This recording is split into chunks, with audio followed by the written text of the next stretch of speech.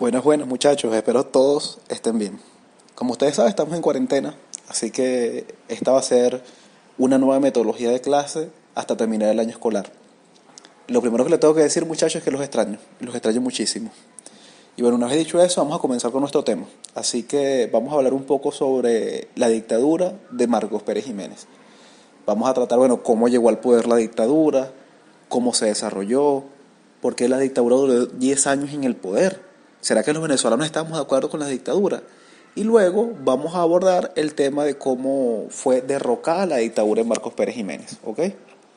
Entonces, bueno, esta clase, como ustedes saben, va a ser a la distancia porque ahora va a ser la nueva metodología. Tenemos que escucharnos y vernos a la distancia. Así que vamos a comenzar entonces con Marcos Pérez Jiménez. Y lo primero que tenemos que hablar es sobre el contexto internacional en el cual Marcos Pérez Jiménez se desarrolla. Es decir, ¿qué está pasando en el mundo mientras Marcos Pérez Jiménez está en el país? Lo primero que tenemos que hablar es la Segunda Guerra Mundial. A partir de 1945, ustedes saben que la Segunda Guerra Mundial termina y hay unos ganadores. Esos ganadores son del lado occidental, Estados Unidos, ¿verdad? Y del otro lado tenemos a la Unión de Repúblicas Soviéticas. Estados Unidos entra en la última fase de la guerra. Por lo tanto, es el país que sale mayor librado de esa guerra. Es decir, que sale con mucho mayor beneficio. Porque ustedes saben que la guerra se desarrolló en Europa y por lo tanto el territorio de los Estados Unidos estaba íntegro, no había daños materiales y además Estados Unidos ya venía desarrollando toda una industria desde principios de 1900. Así que Estados Unidos, a partir de la Segunda Guerra Mundial, se empieza a configurar, a elegir, a formar como una de las principales potencias mundiales, en el ámbito militar, en el ámbito social, en el ámbito incluso cultural. Pero sobre todo, muchachos, sobre todo en el ámbito económico. Estados Unidos empezó a ser la primera potencia económica del mundo. Si bien tenía un rival, que era la Unión de Repúblicas Soviéticas, que era un conglomerado de naciones que tenían una ideología socialista, este bloque soviético socialista era un bloque poderoso militarmente, era un bloque poderoso culturalmente, pero no era tan poderoso económicamente, porque la Unión de Repúblicas Soviéticas a partir de 1917 es que empieza a hacer una revolución industrial. Antes de eso, la Unión de Repúblicas Soviéticas era un país con muchas haciendas, es decir, vivían como en la Edad Media. Eso quiere decir que no tenían una potencia económica. La potencia económica en ese momento la iba a tener Estados Unidos.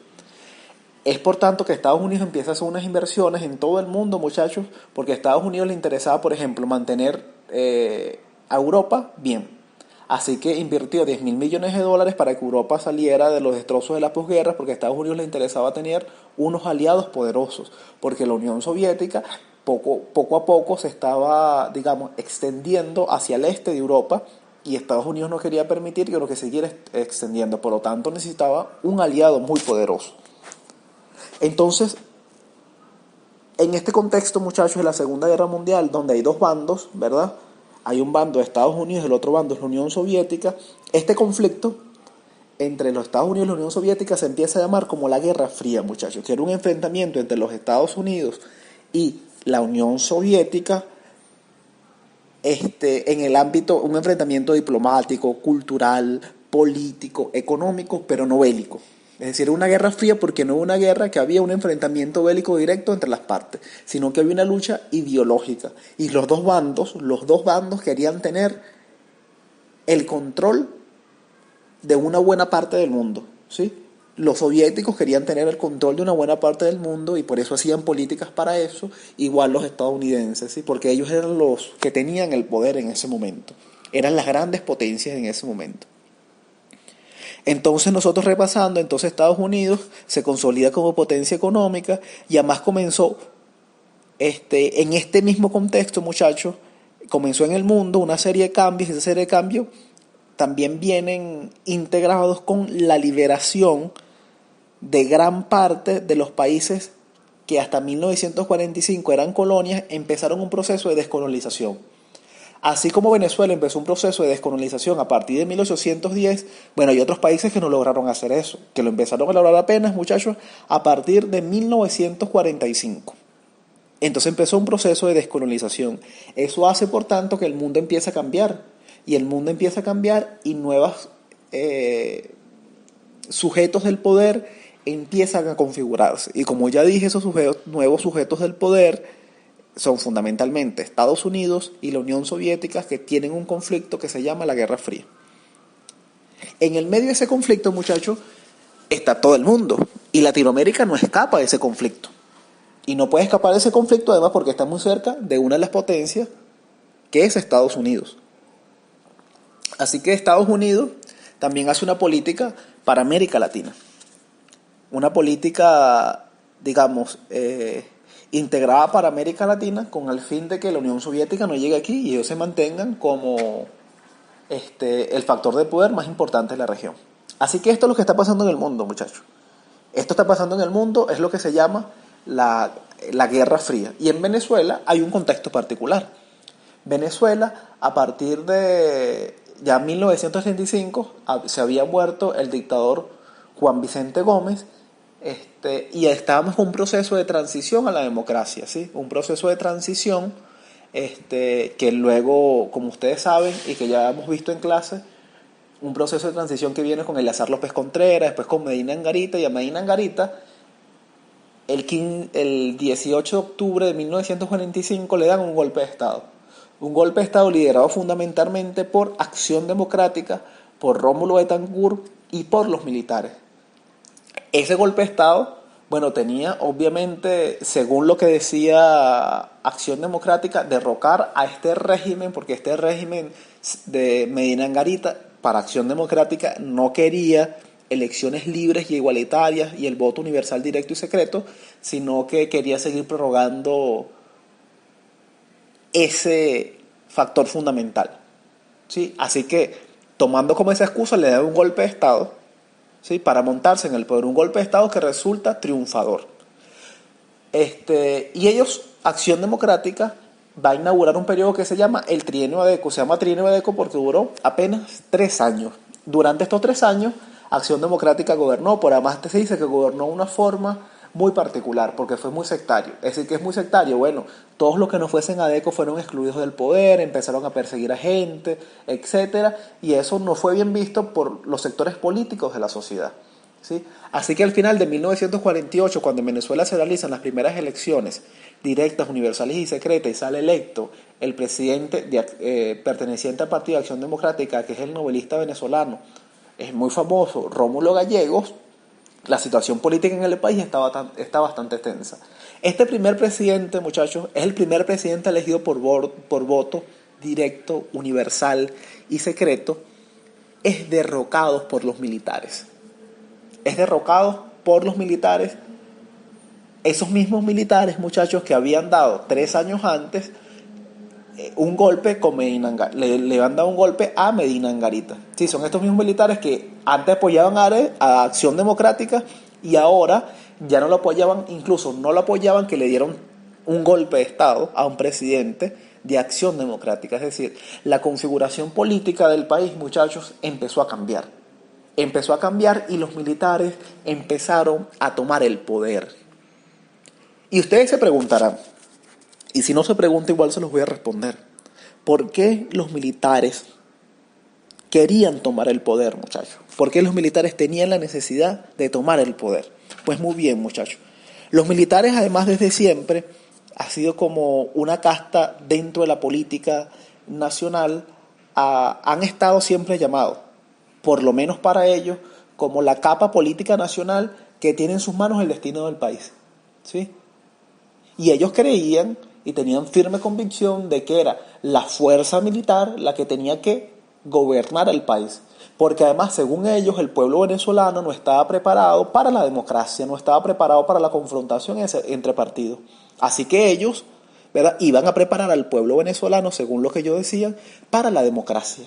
Es decir, los militares consideraban en ese momento al pueblo de Venezuela como unos niños que no estaban preparados y que necesitaban educación. Esa al menos fue la excusa, ¿verdad?, para tomar el poder en Venezuela. Así que los militares se hicieron del poder y conformaron, muchachos, una junta de gobierno. Una junta de gobierno que estaba conformada por tres sujetos, ambos militares, muchachos.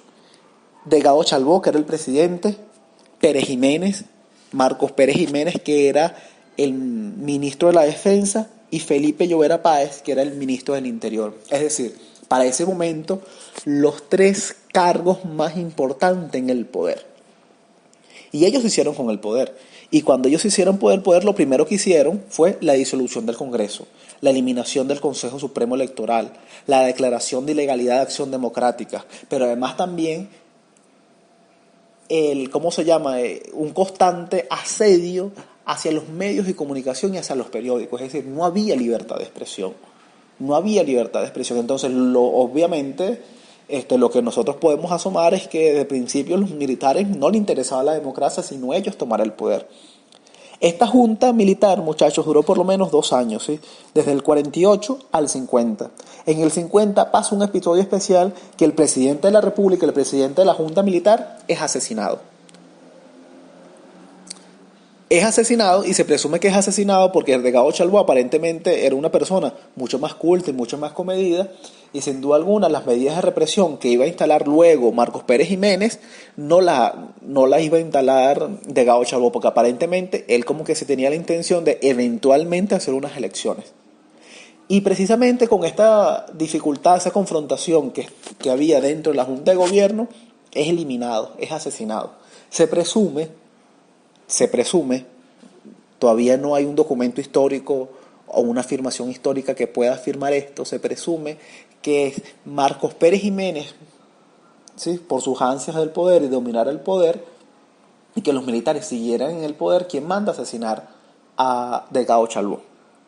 Porque al final, ¿quién iba a resultar más beneficiado? Aparentemente, él iba a resultar más beneficiado porque era el segundo hombre con mayor poder. Y si el primer hombre es eliminado, va a tomar en la posición de primer hombre el segundo hombre, ¿sí? Pero además Marcos Pérez Jiménez fue muy astuto, porque él en principio no se declaró presidente de la República.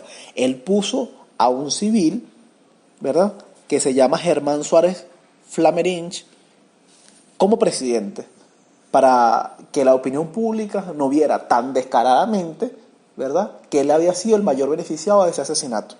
Así que en principio, muchachos, pasaron 2 años. 2 años más hasta el 52, donde se convoca unas elecciones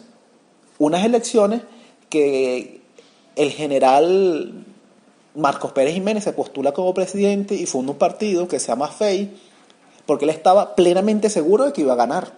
Incluso había unos candidatos distintos a él, que eran de algunos partidos políticos como COPEI, URD, que se metieron en la disputa política precisamente porque creían que también podían ganar, ¿sí?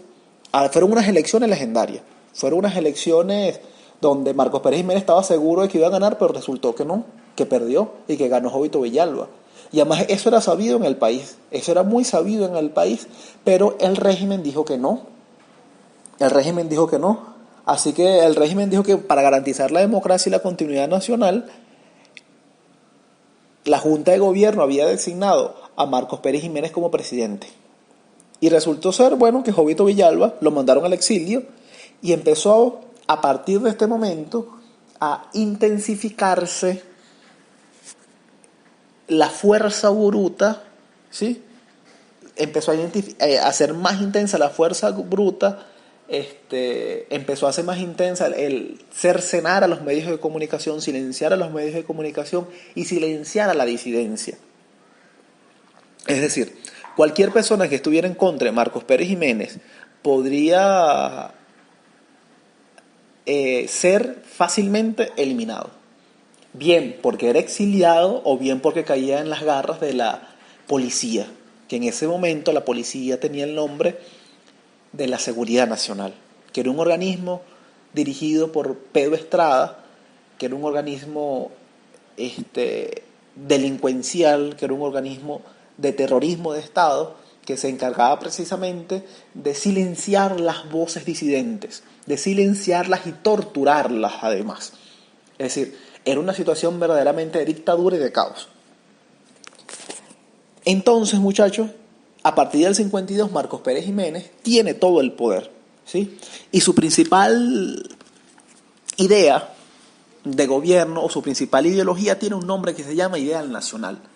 El ideal nacional, muchachos, tiene dos principios, como los principios de otras dictaduras, ¿sí? Orden y progreso. Orden y progreso también era un principio de la dictadura de Juan Vicente Gómez. ¿Y qué es el orden, muchachos? Repasemos. El orden para Marcos Pérez Jiménez mantener la Venezuela en paz, ¿sí? Para poder garantizar el progreso de la nación. ¿Y el orden cómo le iba a garantizar Marcos Pérez Jiménez? Bueno, silenciando la disidencia, ilegalizando los partidos políticos, mandando a los grandes dirigentes de Acción Democrática, del Partido Comunista, y al final incluso Acción Democrática, COPEI y URD al exilio, es decir, lo saca del país. Y a la dirigencia que se queda internamente, como le pasó al secretario general de Acción Democrática, José Leonardo Ruiz Pineda, eliminarlos y asesinarlos. O como a Teodoro Pekov, que constantemente sufrió torturas por parte de la Seguridad Nacional. Así que, ¿cómo garantizaba el orden la seguridad, la dictadura? Por medio de leyes. Y la participación de la gente no. Es por medio de la mayor, ¿verdad? Violencia posible hacia la disidencia y hacia la sociedad. Y eso se hizo a través de la seguridad nacional. Y el progreso, que es otra de sus ideas, el progreso se identifica con el progreso material de la nación, es decir, con grandes obras de infraestructura. Se llama la política del cemento. La política del cemento que está basada en realizar grandes obras de infraestructura, donde Caracas se vio fundamentalmente beneficiada. Entonces nosotros podemos ver allí, por ejemplo, la Universidad Central de Venezuela, o la autopista Caracas-La Guaira, o grandes autopistas en Caracas, o grandes obras de infraestructuras y hospitales, que sin duda están a la vista. Incluso el desarrollo, muchachos, el desarrollo de la industria nacional. Sin duda alguna, en ese momento donde gobierna Marcos Pérez Jiménez, Venezuela empieza a tener una nueva cara en infraestructura, y seguramente ustedes los van a ver en el documental que le dejé el link para que lo vieran, que se llama Tiempos de Dictadura, o pueden buscar imágenes sobre el asunto y van a ver que Venezuela empieza a cambiar, que las obras de infraestructura son innegables, que están allí y son presentes. Pero esas obras de infraestructuras, muchachos, son a costa, es decir, el desarrollo material de la nación estuvo cargado de un costo humano muy grande, de muchas vidas, ¿sí? Sacrificamos vidas, sacrificamos la democracia, sacrificamos la libertad de la gente. Entonces yo les quiero preguntar, ¿vale la pena, muchachos, sacrificar la libertad, la democracia? ¿Vale la pena sacrificar las vidas de la gente por unas cuantas obras de infraestructura? Eso luego lo vamos a debatir en las dinámicas de la clase, pero ténganlo presente como pregunta, muchachos. En definitiva, entonces, empieza un nuevo periodo en el país. Así que nosotros más o menos ya estamos como viendo, ¿verdad? En principio, cómo llega y además cómo son las características del gobierno de Marcos Pérez Jiménez. Y ahora, ustedes se preguntarán, ¿por qué Marcos Pérez Jiménez se mantuvo durante 10 años en el país y nadie hizo nada? Pues bien, muchachos, porque para que la gente se mantenga, alguien lo tiene que apoyar, ¿sí? La gente no se mantiene solo por el temor. Se mantiene porque hay varias cosas que los apoyan. Entonces nosotros vamos ahorita a ver los 3 factores que apoyan a Carlos Andrés Pérez. El primer factor, muchachos, es la Fuerza Armada Nacional. La Fuerza Armada Nacional es un factor de apoyo fundamental para Marcos Pérez Jiménez. Porque además tienen el control de las armas y la violencia. Si las Fuerzas Armadas quieren a ese presidente, seguramente lo van a lograr porque tienen las armas. Y cualquier persona que diga que no, está en riesgo de morir, ¿verdad? Entonces, es el primer factor que apoya al régimen de la Fuerza Armada en su conjunto. No es que un grupo de oficiales apoyó a Marcos Pérez Jiménez, no. La Fuerza Armada Nacional apoyó al régimen en su conjunto. Y muestra de eso es que no es hasta el final, hasta 1957-58, es que la Fuerza Armada se empieza a resquebrajar, a que empieza a romperse las alianzas y la unidad frente a Marcos Pérez Jiménez. Pero de resto, durante 9 años estuvieron apoyándolos. Así que la Fuerza Armada estuvo en el gobierno y era el gobierno de Marcos Pérez Jiménez. Eso es importante que lo veamos, que fue un factor de apoyo. El segundo apoyo, muchachos, fue la Iglesia Católica.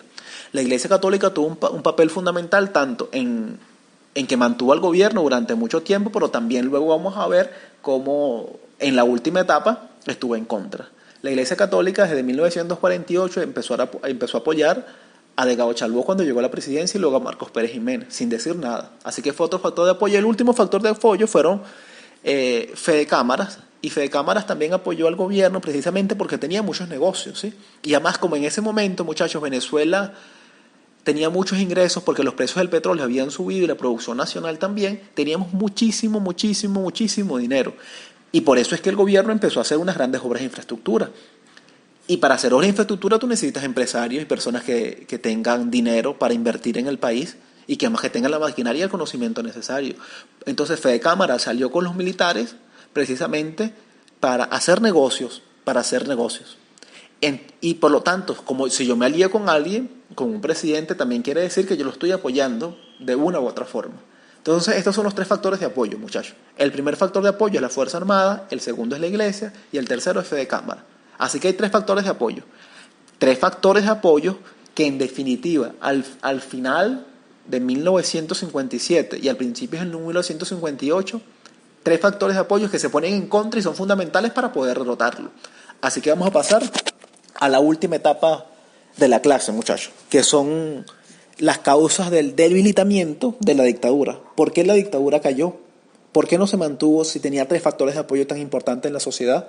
La gente obviamente no lo apoyaba, pero estos 3 factores que son importantes lo apoyaban. ¿Por qué la Iglesia, la Fuerza Armada y Fede Cámara dejaron de apoyarlo? Pues bien, vamos a repasarlo. El primer factor, vamos a comenzar por Fede Cámara. A finales de 1957, muchachos, Fede Cámara dejó de apoyar abiertamente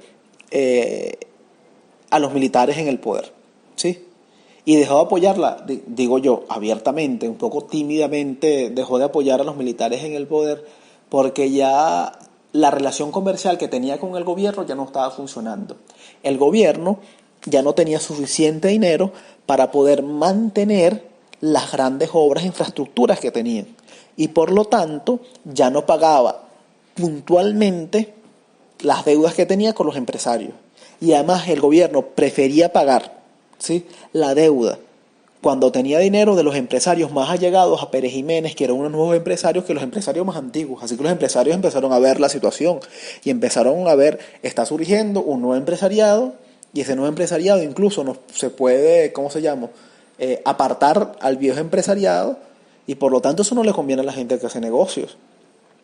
Entonces, por lo tanto, Fede Cámaras empieza a desligarse paulatinamente del poder y de la dictadura en Marcos Pérez Jiménez, ¿sí?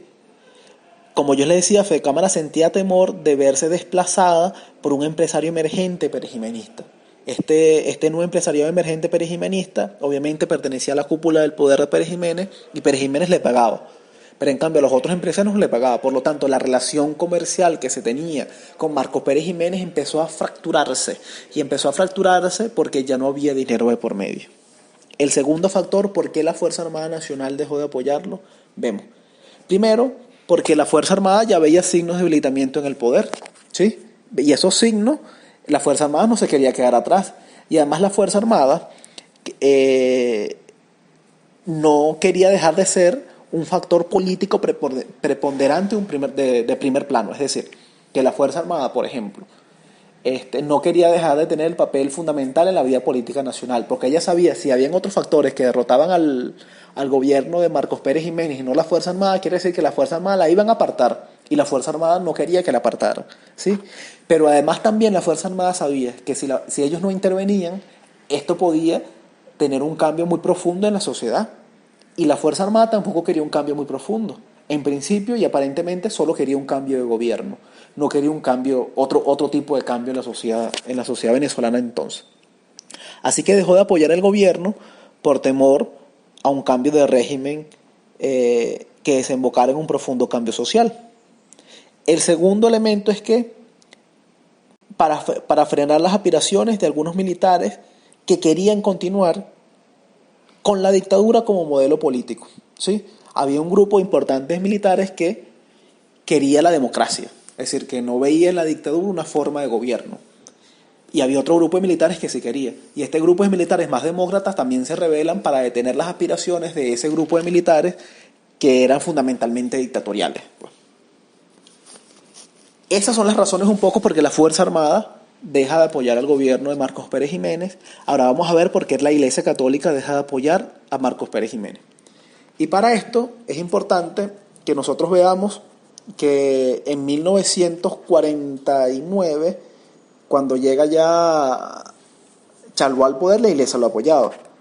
Pero ahora, pasaron apenas unos 7 u 8 años cuando la Iglesia, un 1 de mayo, muchachos, de 1957, es decir, un año antes de que cayera la dictadura, el monseñor Arias Blanco, en su pastoral, ¿verdad?, dio una serie de cifras. Es decir, la pastoral es un evento que se hace anualmente, y el 1 de mayo, este discurso que él dio, que escribió, llamaba la atención sobre varios factores. Empezó a decir que en Venezuela habían pobres, que la ley no se estaba cumpliendo, que no había seguridad laboral, que le pagaban muy mal a los empleados. Es decir, empezó a denunciar una serie de hechos que venían desde hace bastante tiempo en Venezuela, pero la Iglesia no había denunciado, sino lo empezó a denunciar a partir de 1957, una serie de hechos que tenía que ver con la sociedad. Es decir, que si bien Venezuela tenía más dinero, que teníamos autopistas, que teníamos una universidad muy chévere, que teníamos una autopista Caracas-La Guaira finísima, que podíamos viajar cada vez que podíamos,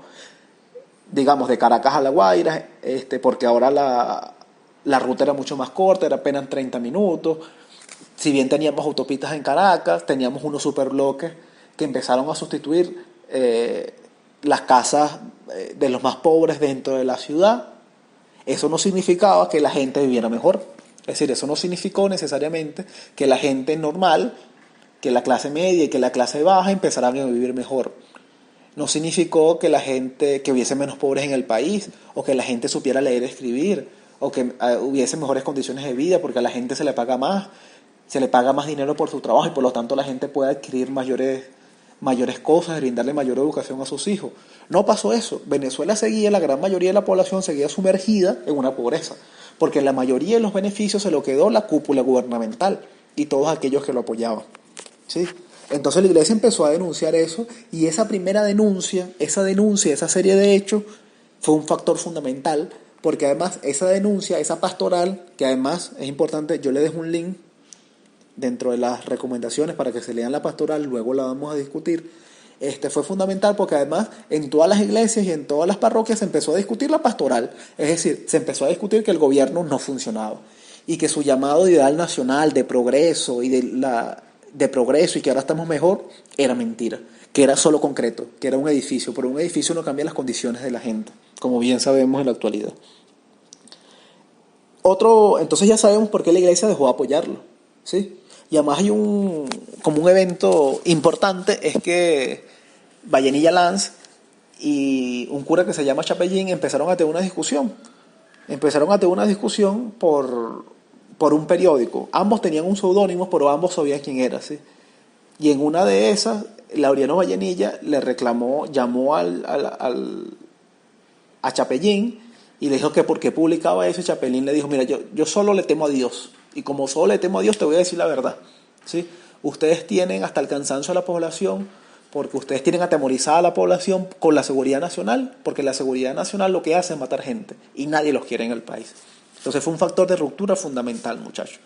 Son estos 3 factores fundamentales los que empiezan a desquebrajar la unidad del gobierno, ¿sí? Cronológicamente, ¿qué fue lo primero que pasó? Cronológicamente lo primero que pasó fue que la Iglesia dejó de apoyar, ¿sí? Después la Fuerza Armada dejó de apoyar, y por último Fede Cámara dejó de apoyar. En orden cronológico pasa así. Ahora vamos un poco a los acontecimientos, muchachos. Antes del 23 de enero de 1958, que es cuando definitivamente Marcos Pérez Jiménez es derrocado, están pasando una serie de hechos que ya ustedes lo van a ver en el documental, que se explica mucho mejor. Están pasando una serie de hechos. La primera serie de hechos es que se empieza a reconstituir la Junta Patriótica. La Junta Patriótica estaba conformada, muchachos, por todos aquellos disidencias que estaban en contra de Marcos Pérez Jiménez, y se empieza a organizar a partir como de 1957. Ya tiene un buen empuje, porque en 1957 el dictador convocó a un plebiscito que tenía como objetivo revalidar a Marcos Pérez Jiménez en el poder. Marcos Pérez Jiménez tenía que convocar, de hecho, unas elecciones generales, unas elecciones presidenciales, pero no, en su lugar convocó un plebiscito. Un plebiscito es un referendo. Y ese referendo le preguntó a la gente si querían o no que Marcos Pérez Jiménez siguiera gobernando sin ir a unas elecciones presidenciales. Él convocó ese plebiscito, obviamente perdió, pero lo amañó y dijo que ganó. Y obviamente, bueno, ya la comunidad política venezolana se había movilizado. Y se había movilizado la comunidad política venezolana a favor de no votar. Así que llamaron a la gente a no votar. Y de hecho la gente no fue a votar. Y por lo tanto no se habían cola.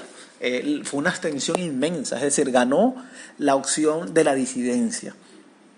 Pero obviamente Marcos Pérez Jiménez no quería perder y por lo tanto se declaró que él seguía siendo presidente de la República. Y en función a esto, muchachos, en función a que él quería seguir siendo presidente de la República, ya las cosas no estaban igual. Ya no había tantas obras de infraestructura, ya la iglesia ya había dado su pastoral y ya la Fuerza Armada habían signos de recrudecimiento. El 1 de enero de 1958, es decir, ya la gente, ustedes saben cómo celebran el 31 de diciembre, la gente no, como la sociedad no estaba preparada, pero el 1 de enero Hugo Trejo dio un golpe de Estado. No funcionó, fracasó. ¿Sí? Luego los factores conjugados en la Junta Patriótica empezaron a llamar a distintas cosas, muchachos, a distintas cosas. Empezaron a llamar a un paro estudiantil y el 21 de enero empezaron a llamar a un paro nacional. A un paro nacional que era apoyado por todos, tanto por Fedecámaras, por los trabajadores, es decir, por los sindicatos, y empezó a llamar un paro nacional para sacar al dictador. Este paro nacional fue un éxito. Incluso se dice que la gente que no apoyaba el paro nacional, los comercios, bueno, la gente le caía piedras, los mandaba a cerrar. Y el régimen de Marcos Pérez Jiménez esa tarde del 21 de enero declaró un toque de queda.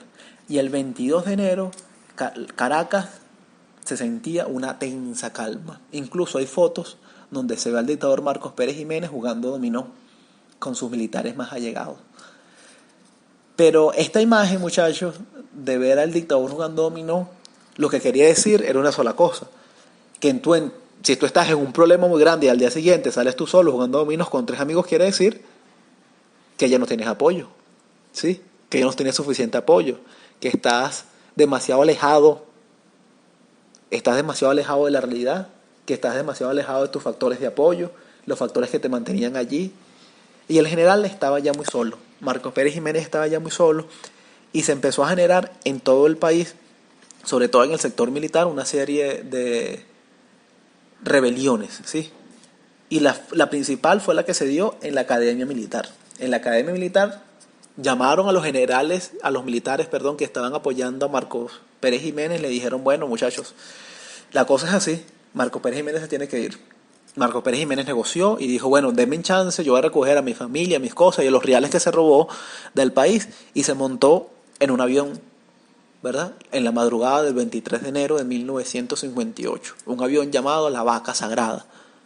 Se dice que incluso en el transcurso de que esa gente estaba huyendo, dejó una maleta con un poco de papeles y una buena cantidad de dólares y se fueron y pidieron asilo en un país. Y fue cuando ellos estaban ya volando, cuando se anunció la caída del dictador Marcos Pérez Jiménez. Y así, muchachos, acabó la dictadura, la última dictadura del siglo XX de Venezuela. Cayó Marcos Pérez Jiménez y cayó por la voluntad de la gente, sobre todo la Junta Patriótica que movilizó a los sindicatos, que movilizó a la gente en favor de la democracia. Cayó porque muchos factores se unieron, tanto la iglesia como Fedecámaras, como la Fuerza Armada, para que esto sucediera. Entonces nosotros estamos viendo que el 23 de enero, que es un episodio fundamental para la democracia venezolana, porque a partir del 23 de enero de 1958 también se abre un nuevo espectro de la vida política nacional que se va a conocer como la democracia de partido. ¿Sí? Una democracia, representativa, una democracia donde el voto directo, universal y secreto es una norma y se cumple. Un periodo político en definitiva distinto, que luego vamos a analizar. Pues bien, muchachos, esto es un poco lo que nosotros podemos hablar de la dictadura de Marcos Pérez Jiménez.